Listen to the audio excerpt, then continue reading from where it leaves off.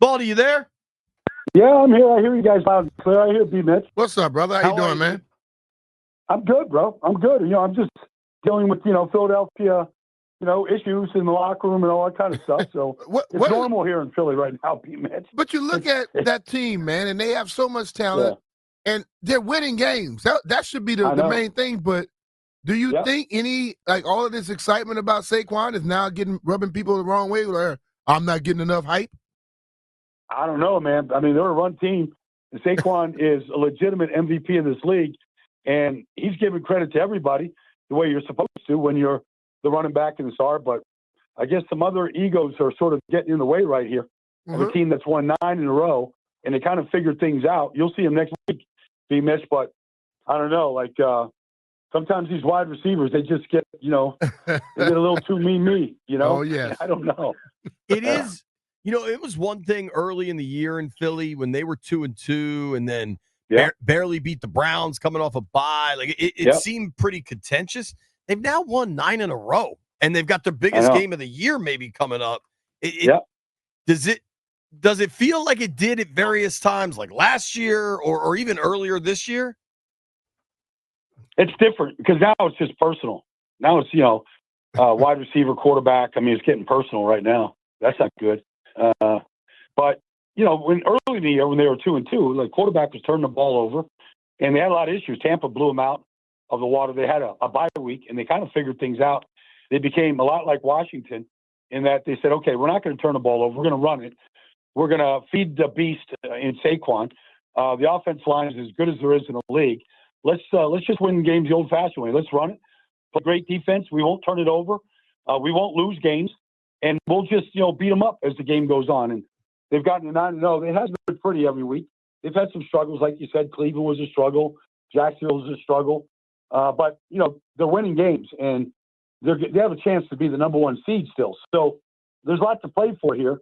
And you just hate to see, egos kind of getting away at this point. Yeah. It always a receiver, man. Yeah, dude.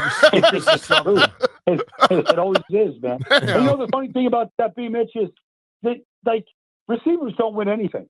I mean, Jamar Chase could set the world record this year. They're not going anywhere. We've seen it with T.O., Randy Moss. I mean, great receivers, Hall of Fame receivers. Yeah. But those guys don't win Super Bowls.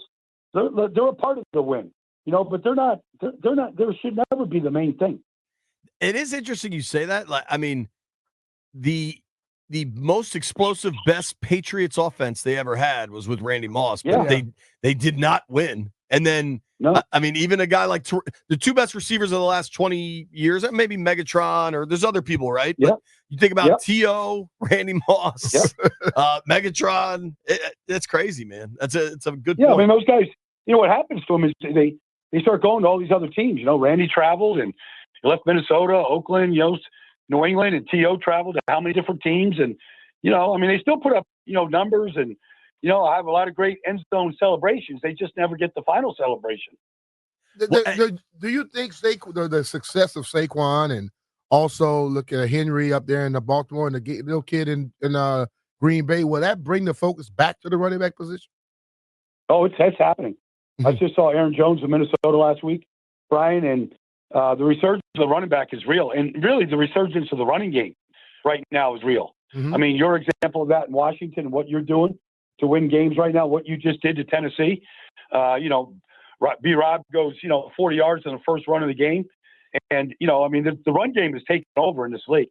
Detroit, Philadelphia, Washington, the best teams right now are running it.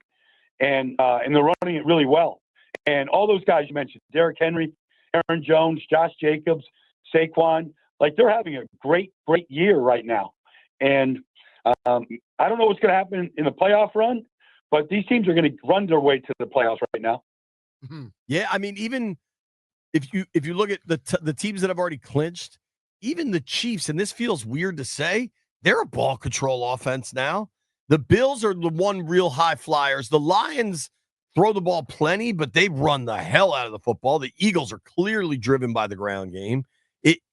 Despite all of the rule changes to help the offense and everybody thinking it's a passing league, it does seem like that pendulum's swinging back. Well, turnover game is really what wins and loses these games. And what happens in these games that, are featuring these rushing attacks right now is that instead of getting 12 or 13 possessions in a game like normal, when you're throwing it more than you're running it, you're only getting sometimes eight or nine possessions. You're turning it over on two of them like Arizona is right now, like Atlanta is. You're not going to win those games. You just don't have enough possessions to win it.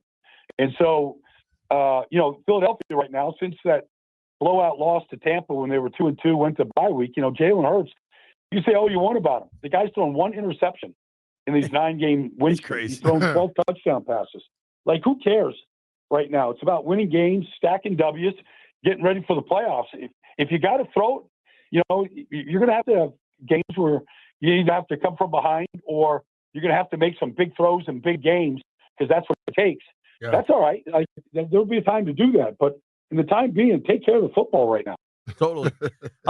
Speaking of take care of the football, there's two quarterbacks I wanted to mention. We're talking with Brian Baldinger. Of course, you can follow all his work at Baldy NFL. Awesome film breakdowns all the time. Instagram, Twitter, all of it. All of our insider calls are brought to you by Hellman's Real Mayonnaise. You can purchase Hellman's at your local Walmart, Kroger, or grocery store to add extra deliciousness and creamy flavor to your game day dishes this football season. Baldy, two quarterbacks surprisingly on opposite trajectories. What do you make of the year for Sam Darnold, and what do you make of the year for Kirk Cousins? Yeah. Well, I was just up in Minnesota announcing that game for national radio on Sunday, so I saw it live. I've seen Sam Darnold 2 weeks in a row.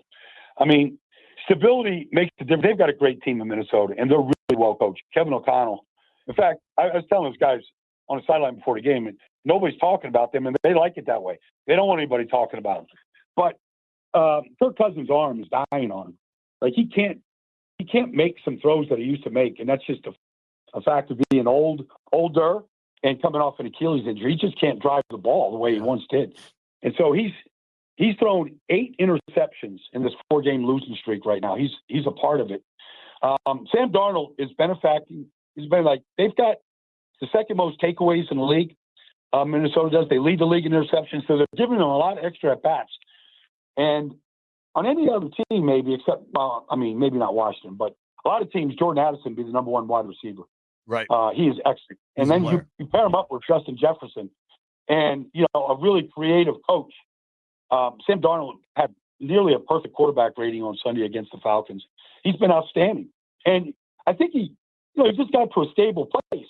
And he never had that before in New York or Carolina. And last year he went to San Francisco. He watched what a really stable organization looks like, how they prepare, how they build the team, how they game plan, how they practice.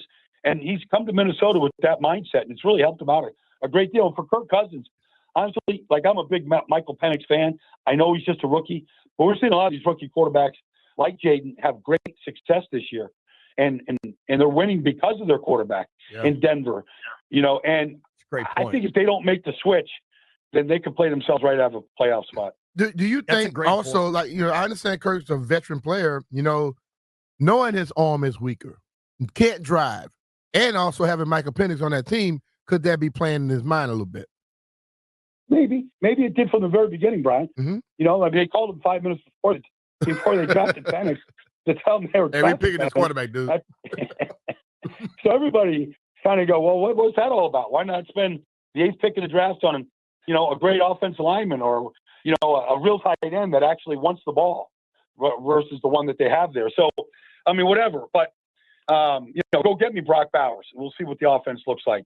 But, that could be playing in his mind. I know, you talk to the guys in Atlanta, and they'll tell you that Michael Penix in practice playing scout team is like the real deal. And he's an elite athlete that can run with the ball. He runs in the 4.4s, Brian. He's a big kid with a big arm. Maybe that's what they need, because right now they're not responding to what Kirk is doing. It's crazy because the guys I talked to during training camp down there said Penix was outrageous. And you saw when he had his arm dialed in last year in Washington. That dude could play. Baldy, I'd like to switch it to Washington if you don't mind. Obviously, they had their bye week. Brian and I don't really buy into this Cliff Kingsbury offense second half of the year. I think the problem with just looking at the overall stats from his time in Arizona, it just ignores injuries, particularly injuries to Kyler, that I think altered the course of a lot of seasons. I'm curious what you think about Cliff's offense going forward, 4-game stretch before the playoffs. Well, I mean, Terry McLaurin's never had a year like this before. I mean, he's getting the ball to his wide receivers. He's getting the ball to Zach Ertz. You know, he's getting the ball out of Jaden's hands. Now, he's running less than when he was early in the year. That's probably a good thing. It'd be good to get, Eckler and Robinson healthy together. It'd be good to get an offensive line fully healthy. I mean, they've been down to the third team left tackle at times. So it'd be good. They were playing without the right tackle last week. Like, it'd be good to get a healthy offensive line, 2 healthy backs. I think that will help Cliff out a great deal. Mm-hmm. But I think he's done a good job. I mean, he's put a lot on the plate for JD. He's running a no-huddle offense a lot of the time. And he seems to know where he's going with the ball. He's making good decisions with the ball. I mean, I think that's all kind of a part of Cliff Kingsbury's offense right now. I agree with you. And the level Jaden's playing at is really so significant. I thought the performance they got against Tennessee was so important because they finally remembered, hey, we can go kick somebody's ass. It had been a while. You know what I mean? Well, I've seen Tennessee play every game this year. I like a lot of things they're doing. They didn't show up that day. I mean, they looked awful that first half. I mean, they didn't look like – I mean, they got some good – Jeffrey Simmons is a hell of a player. I mean, they looked like they didn't want to play. I mean, they were awful. And so you ran them out of the gym. All right, that was good. You bounced back from a 3-game losing streak. It's going to look a little bit down. New Orleans, I don't know what Derek Carr was doing last week, diving for first down. I mean, it just looks silly. They're a very challenged team. But, Darren Rizzi's gotten playing good. They won 3 out of 4. I mean, it'll be a little bit of a challenge. But, I think you're going to find out a lot about what Washington's. I think they should take care of business in New Orleans. I'm not going to say that they have to just show up, but they should win. But that game, against Philly next week should be, it's for a playoff spot right now. They're fighting, all those teams in the NFC West for a playoff spot. It looks like there's going to be 3 out of the NFC North. So playoffs up for grabs. And, that'd be a nice way to maybe put a 3-game win streak together and beat the Eagles, in the next 2 weeks. That'd be a good way to, if you're going to go to the playoffs, get ready for the playoffs. Definitely. It sure would. It's almost like the playoffs start now. Baldy, we appreciate you making time for us, dude. You, Bald. If you got to run, we appreciate it, man. Yep, I'll see you next week. BMitch down in Washington. I'm going to call that game, so I'll be down there. All right, bro. Next Sunday. I look forward to it. All right, babe. Take care, man.